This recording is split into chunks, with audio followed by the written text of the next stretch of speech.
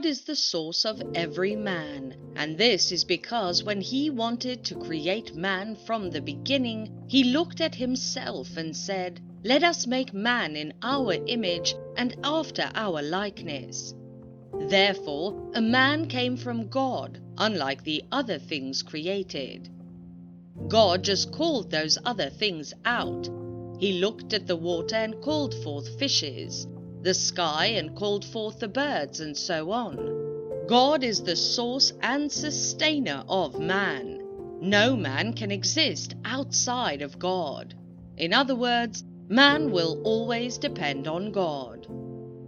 God is pleased when you worship Him and ask Him for your needs and wants. He encourages you to ask.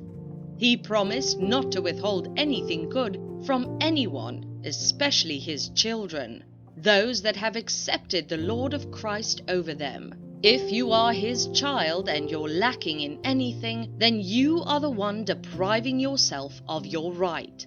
The Bible makes it clear in James 1 verse 7. All generous giving and every perfect gift are from above, coming down from the Father of lights, with whom there is no variation or the slightest hint of change. By this, be sure that anything you need or desire, God is willing to give you. Therefore, you have no excuse except you have not asked. The Bible contains the stories of people that have asked God for one thing or the other, and they have received it. That same God has not changed. He said He is the same yesterday, today, and forever. Do you lack basic life needs, food, clothing, and shelter? Ask of the Lord, and He shall provide for you. He has provided for you. Pray and ask Him to open your eyes to see the provisions He has made for you. You will do yourself no good by worrying about them. Jesus made it clear in His teaching that you should never worry about those things, what to eat, what to wear, and where to live. He said those are the things that unbelievers worry about, and as such, it should not be your case as a believer too. Jesus went further to say, "Ask and ye shall receive, knock and it will be opened, seek and you shall find." Jesus has said it, so never doubt it. Prophet Elijah was fed by a stingy bird, the raven, because God commanded it to feed him. How much more you, His child, now?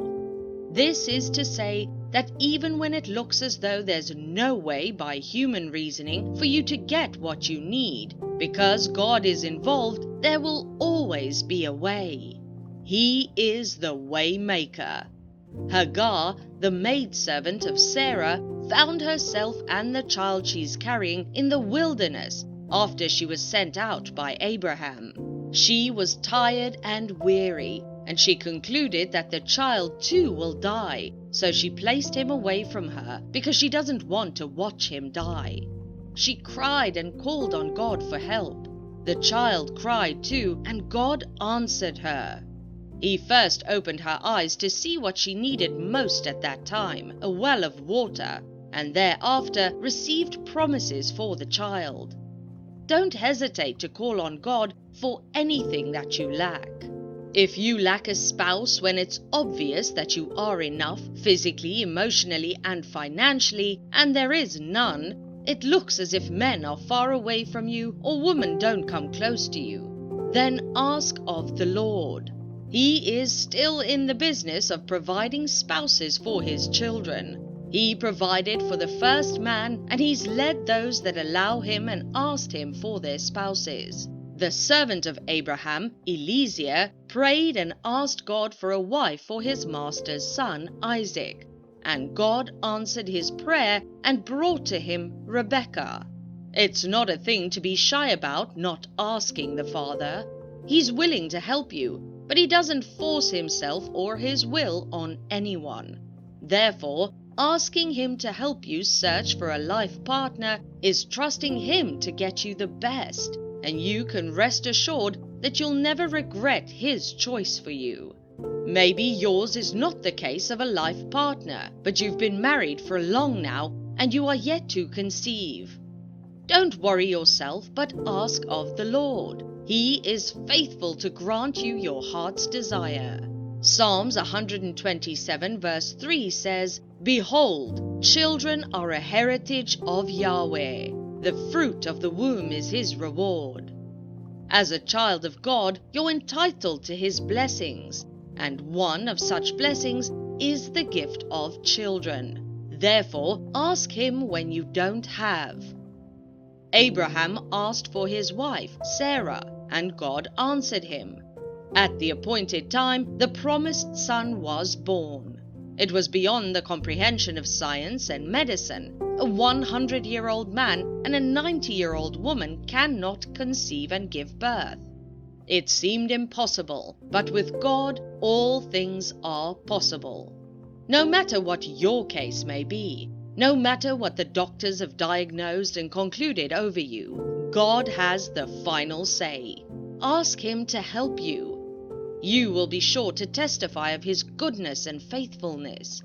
Hannah received her testimony too. She asked for one, but God gave her many. Ask God for yours. He will grant you your request. Have you been seeking or looking for a job, but to no avail? Ask God for one. Don't try to reason things out yourself like, does God own a company, factory, or organization here on earth that you can work? And yes, he does. He owns the universe and everything therein. He's not limited in his capacity, and he will answer you. He didn't create man to be idle from the beginning. He gave man work to do. So if you don't have work that you are doing and you ask him, you're asking according to his will, and already because he doesn't like idleness. He will answer. He will provide for the work that you will enjoy and bring glory to him. Jesus, when he walked the earth, chose for himself disciples that walked with him. And when he was leaving the earth, he didn't leave them idle. He gave them work to do. Quote, "Tend and keep the sheep," end quote. And that they did wholeheartedly. When you are jobless and ask God for help, he sometimes gives you ideas or initiatives that'll not only be for your generation, but for those unborn too. This is because when you trust God, he enlarges your scope beyond your capacity to his capacity, depending on how willing and yielding you are. Therefore, ask God to help you, but don't limit him in any way. Do not allow the devil to torment you with sickness and disease any further. Take your stand today and ask God for healing. Don't ask and doubt. Don't ask and entertain fear. Don't ask and question your healing. When you ask and doubt, the Bible says that you're a double-minded man.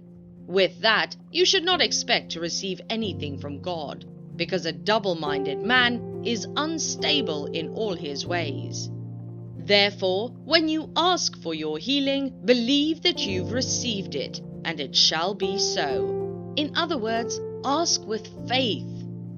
God has healed so many people in the Bible, starting from the Old Testament through the hands of the prophets, even to non-Israelites like Naaman, the Assyrian captain who had leprosy and was healed through prophet Elisha.